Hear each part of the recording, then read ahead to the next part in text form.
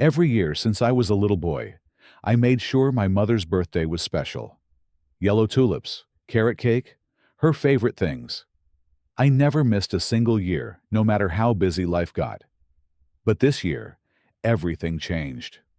I never imagined that on her 60th birthday, standing in the doorway of the house I helped pay for my own mother, would look me in the eyes and scream those words that still echo in my mind. You are no longer my son. Before I share what happened next, let me know where you are watching from today. Drop your location in the comments, and if this story resonates with you, hit that like button and subscribe to the channel. And what I did next changed everything for my entire family. Let me take you back to where it all started. My name is Brendan, and I grew up in a small suburb outside Columbus, Ohio. It was not a fancy neighborhood, but it was home. We had a modest 3-bedroom house with a backyard that my mother kept filled with flowers every spring. Life seemed normal enough when I was young, but everything shifted when I turned 12 years old. That was the year my father decided he did not want to be a father anymore. One morning, he packed a suitcase, kissed my forehead, and told me he would be back soon. He never came back. No phone calls, no birthday cards, no explanation. He just vanished, leaving my mother to raise 2 boys on her own. My younger brother Kyle was only 5 years old when our father left. He barely remembers him. But I remember everything. I remember my mother crying at the kitchen table when she thought we were asleep. I remember her working double shifts at the hospital as a nurse's aide, coming home exhausted, but still making sure we had dinner on the table. I remember promising myself that I would never abandon her the way my father did. Kyle and I are 7 years apart, and that gap made a difference. While he was still playing with action figures, I was already thinking about how to help my mother pay the bills. By the time I turned 15, I got my first job bagging groceries at the local supermarket. Every paycheck I gave half to my mother. She would protest at first, saying I should save it for college, but eventually she stopped refusing. I worked my way through high school, then through college on scholarships and part-time jobs. I studied computer science because I knew it would lead to a stable career. I graduated with honors, and within 2 years, I landed a position as a software engineer at a tech company in Austin, Texas. The salary was more money than I had ever seen in my life. Finally, I thought I could take care of my family the way they deserved. When I got my first real paycheck, my mother called me. She sounded tired, stressed. She mentioned that the electric bill was overdue and that she was a little tight on cash. I sent her $500 that same day without hesitation. She thanked me briefly and hung up. That was the beginning of something I did not fully understand at the time. Over the next 8 years, those occasional requests became a regular expectation. What started as helping with a utility bill here and there slowly transformed into me becoming the sole financial support for my entire family. Let me break down what I was paying every single month. The mortgage on my mother's house was $1,400. The car payment for her vehicle was $450. Kyle's college tuition and housing costs varied, but averaged around $2,000 monthly when you spread it across the year. I was an authorized user on my mother's credit card, which meant I paid that bill too, usually around $300 a month. Then there were the utilities: electric, gas, water, internet, and all the streaming services she enjoyed. That added another $250. And finally, I covered health insurance for both my mother and Kyle, which ran about $300 monthly. Altogether, I was sending home approximately $4,500 every single month. That is $54,000 a year. Over 8 years, that adds up to over $400,000. But I never complained. Not once. I told myself this was my responsibility as the oldest son. My mother had sacrificed so much to raise us alone. This was the least I could do to repay her. I believed that family takes care of family no matter what. There were signs along the way that I chose to ignore. My mother rarely said thank you. When I would send money, she would simply confirm she received it and move on. There was no gratitude, no acknowledgement of the sacrifice I was making. It was as if she expected it, like it was my obligation rather than my choice. Kyle was even worse. He never called me unless he needed something. Extra money for books, a new laptop for school, funds for a spring break trip with his friends. I always said yes, and he always disappeared again until the next request.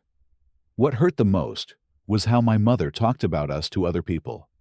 At family gatherings, she would go on and on about Kyle. "My Kyle is going to be a doctor," she would say, her eyes glowing with pride. "He is so talented. He is going to make us all proud." Meanwhile, I would be standing right there, and she would barely mention me. If someone asked about me, she would just say, "Oh, Brendan works with computers," and quickly change the subject. I remember one Mother's Day that perfectly captured our dynamic. I sent my mother a beautiful bouquet of flowers, her favorite yellow tulips, along with a heartfelt card and a gift certificate to her favorite restaurant. Her response was a 2-word text message. "Got it." That was all. Kyle, on the other hand, sent her a simple handwritten card. Nothing fancy, just a few sentences. My mother posted a photo of that card on Facebook with a long caption about how blessed she was to have such a thoughtful son. She tagged Kyle. She did not mention me at all. I saw that post while sitting alone in my apartment in Austin, and I felt something twist inside my chest. But I pushed it down. I told myself she was just not good at expressing her feelings. I told myself that actions speak louder than words, and my actions were providing for my family. That had to mean something. Looking back now, I can see how blind I was. I was so desperate to be needed, to be valued, that I ignored every red flag waving right in front of my face. But everything became impossible to ignore on my mother's 60th birthday. My mother's 60th birthday was supposed to be a milestone celebration. I wanted to make it unforgettable. I had been planning for months, determined to show her how much she meant to me. I booked a flight from Austin to Ohio and requested 3 days off from work. I found a bakery in Columbus that made the best carrot cake in the city, my mother's absolute favorite, and placed an order 2 weeks in advance. I bought 3 dozen yellow tulips, enough to fill her entire living room with color. I reserved a private room at an upscale Italian restaurant and personally called every family member to invite them to the dinner. And then there was her gift. I spent weeks searching for the perfect present before I found it. A delicate gold bracelet with her name engraved on the inside.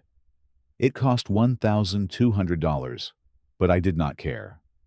I wanted her to have something beautiful, something she could wear every day, and think of how much her son loved her. I flew into Columbus on a Friday afternoon, a full day before the party, so I could help set everything up. My heart was light as I drove the rental car through the familiar streets of my childhood neighborhood. I imagined my mother's face when she saw the flowers, the cake, the restaurant full of family. I imagined her hugging me and telling me she was proud of the man I had become. I arrived at the house around 4 in the afternoon. The front door was unlocked, so I let myself in, calling out a greeting as I stepped inside. The living room was not empty. Kyle was sitting on the couch with a young woman I had never seen before. She had long auburn hair and was dressed like she was ready for a photo shoot, all designer labels and perfect makeup. They both looked up when I walked in, and neither of them smiled. Kyle barely nodded at me before speaking. "Brendan, this is Megan, my girlfriend." I walked over and extended my hand to shake hers. "Nice to meet you, Megan. Kyle has never mentioned you before." Megan's handshake was limp, and she looked at me like I was an inconvenience. "Well, we have been together for 6 months," she said. "I guess you and Kyle do not talk much." Before I could respond, my mother emerged from the kitchen. When she saw me, her expression was not what I expected. There was no warmth, no excitement.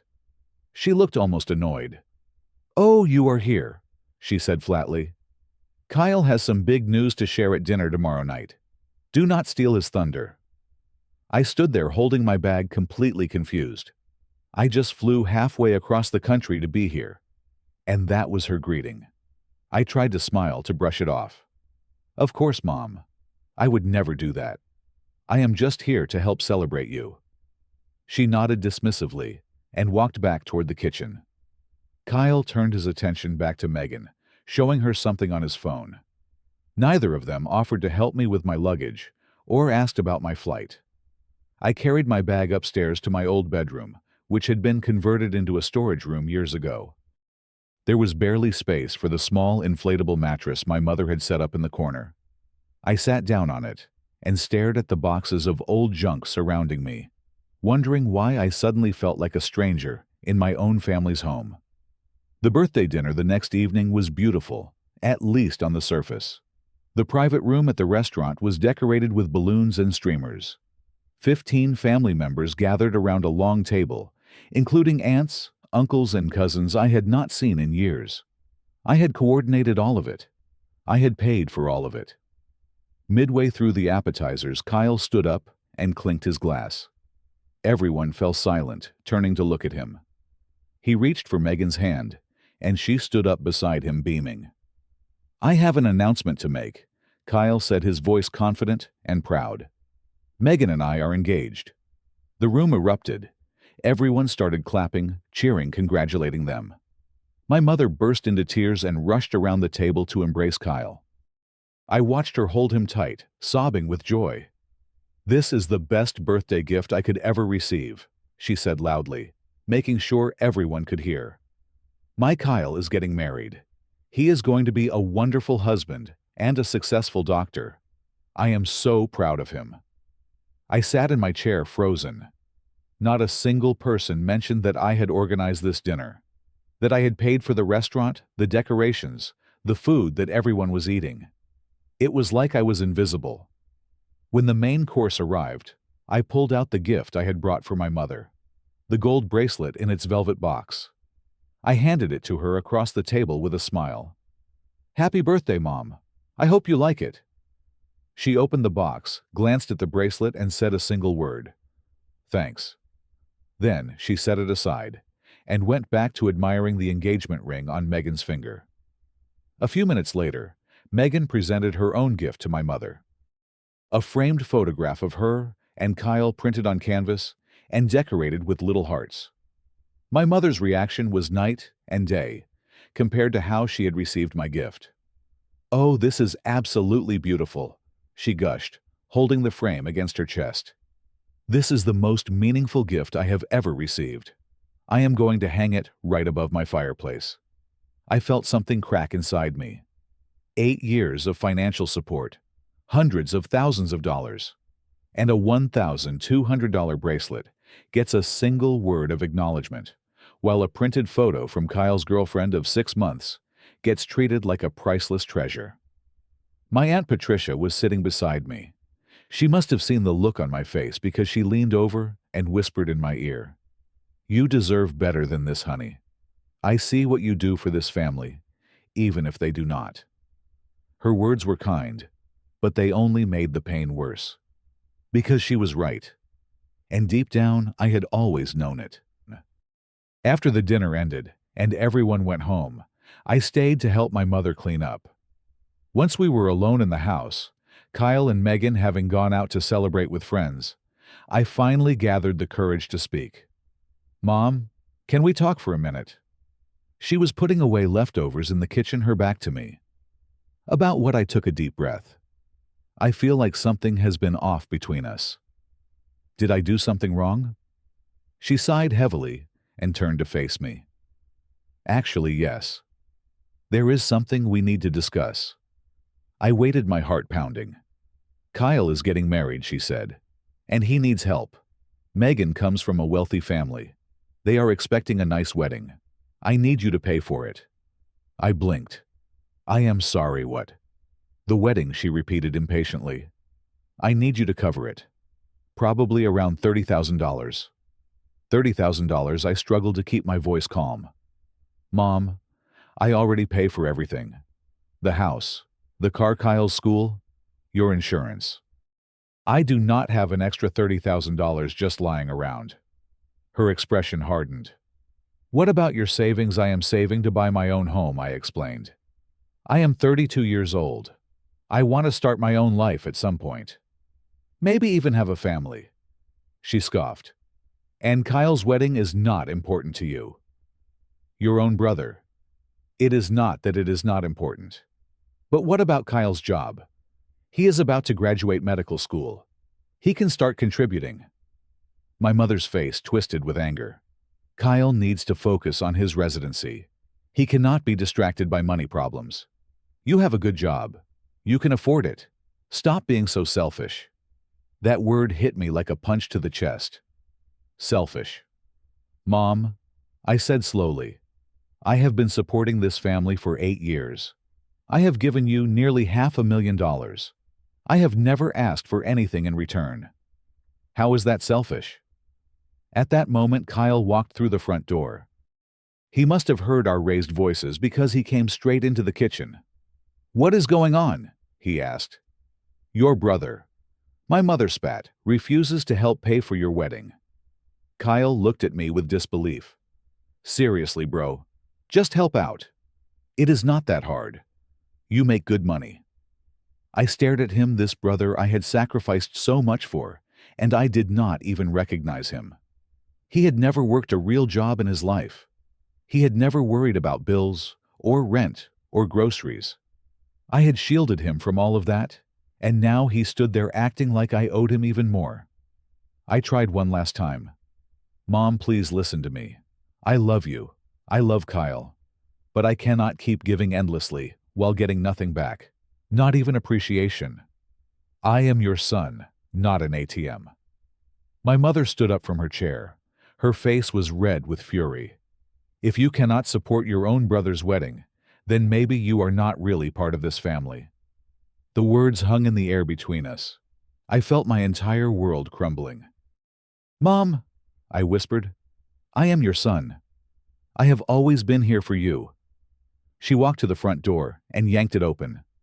The cold night air rushed into the house. No, she said, her voice like ice. You are no longer my son. Get out of my house.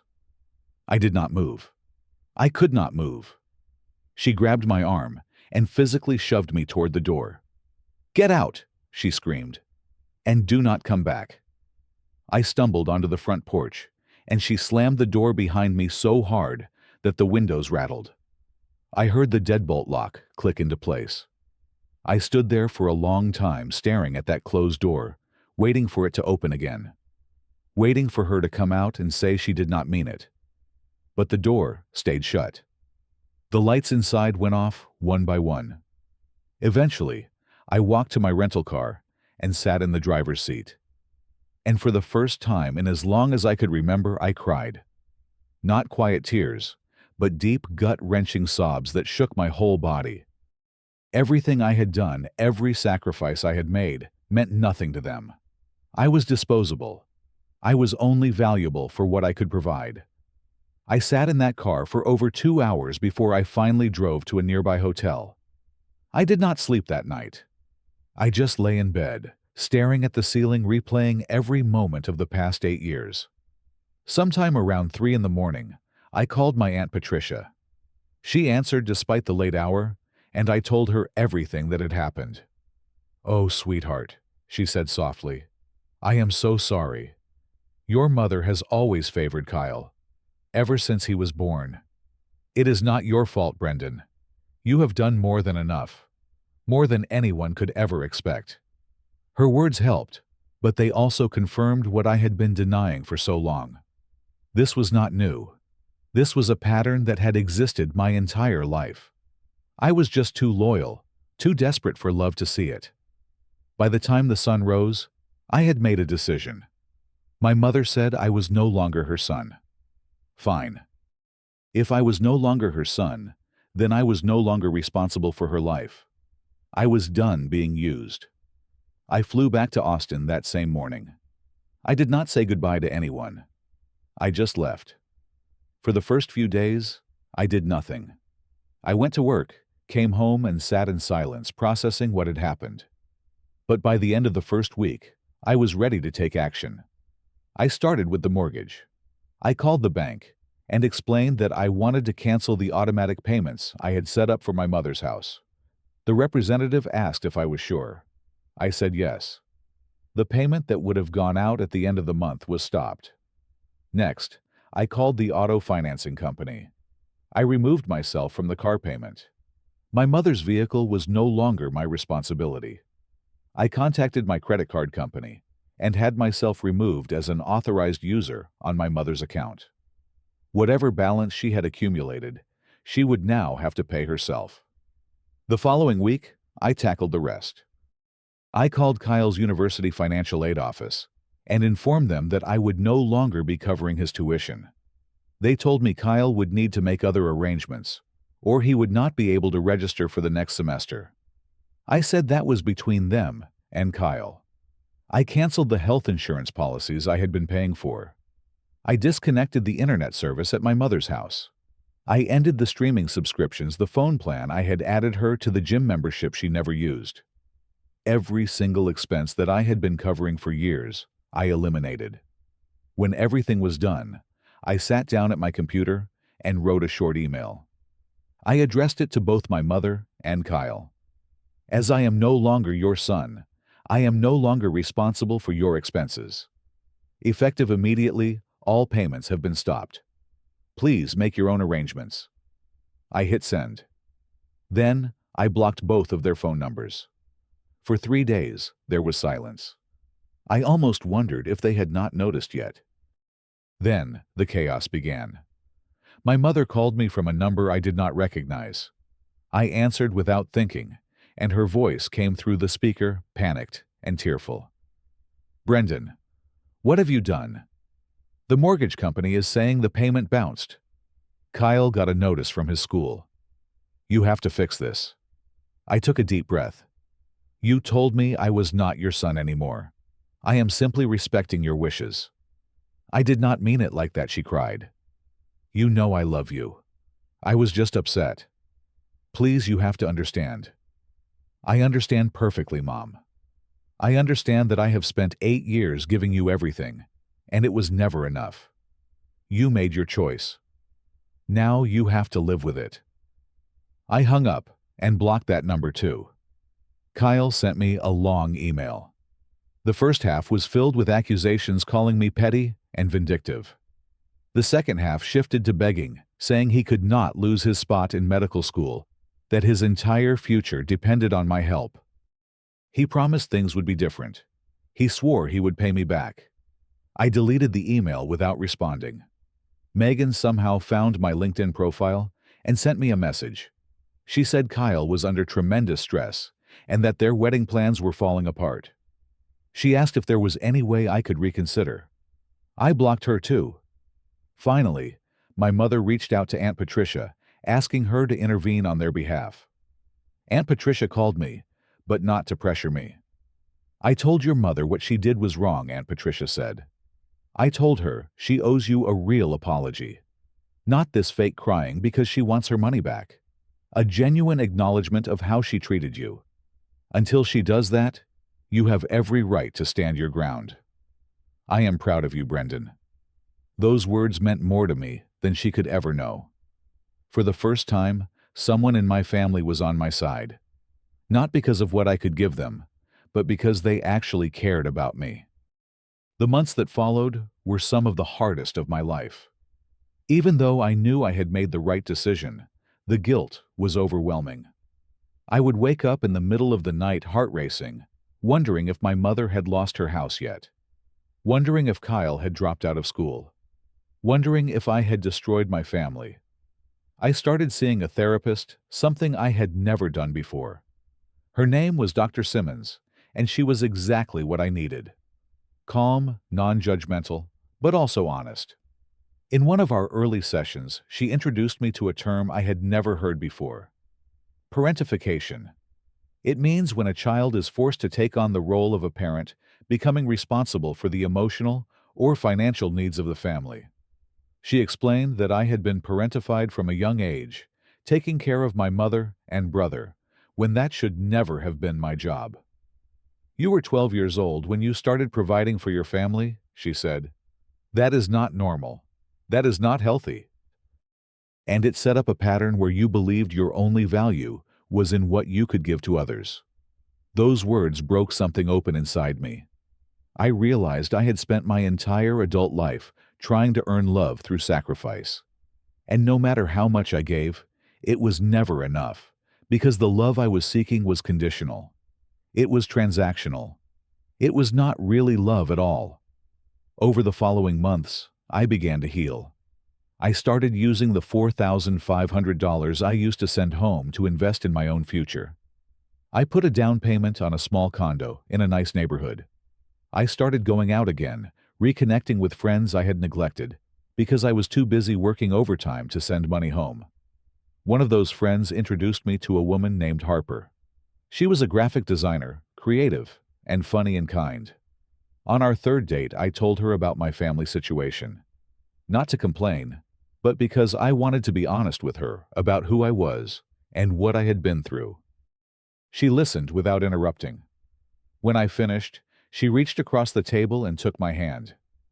"You are not responsible for people who do not appreciate you," she said. "You spent years being their safety net. It is okay to let them figure out how to stand on their own." Harper did not try to fix me or tell me what to do. She just accepted me exactly as I was. For the first time in my life, I understood what it felt like to be loved without conditions. 6 months after I cut off contact with my family, Aunt Patricia called with an update. My mother had been forced to sell the house. She could not keep up with the mortgage payments on her nurse's aide salary. She moved into a small one-bedroom apartment across town. Kyle had to take a leave of absence from medical school. Without my financial support, he could not afford to continue. His engagement to Megan fell apart shortly after. It turned out Megan was more interested in marrying a future doctor than in supporting a struggling student with no money. "My mother has been telling everyone that you abandoned the family," Aunt Patricia said. "But the people who know the truth, we see through it." She brought this on herself. I did not feel happy hearing this news. I thought maybe I would feel vindicated, but instead, I just felt sad. Sad that it had to come to this. Sad that my mother still could not see her own role in what happened.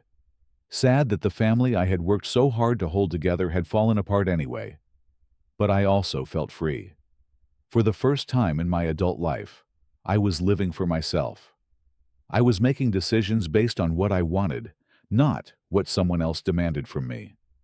I was building a life that belonged to me.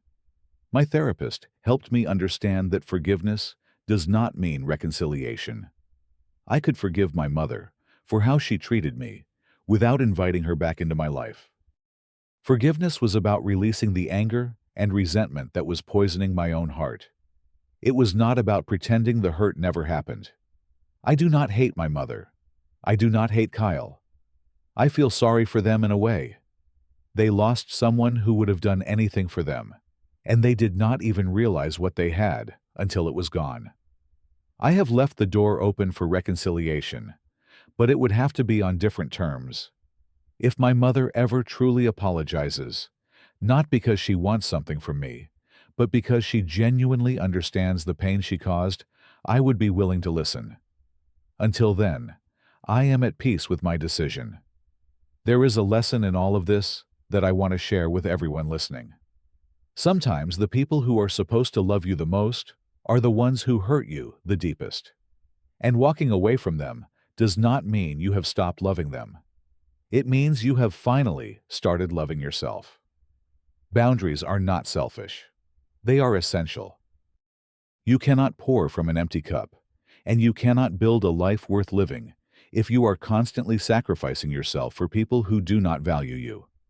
I do not know what the future holds for me and my mother. Maybe one day we will find our way back to each other. Maybe we will not. But I do know this.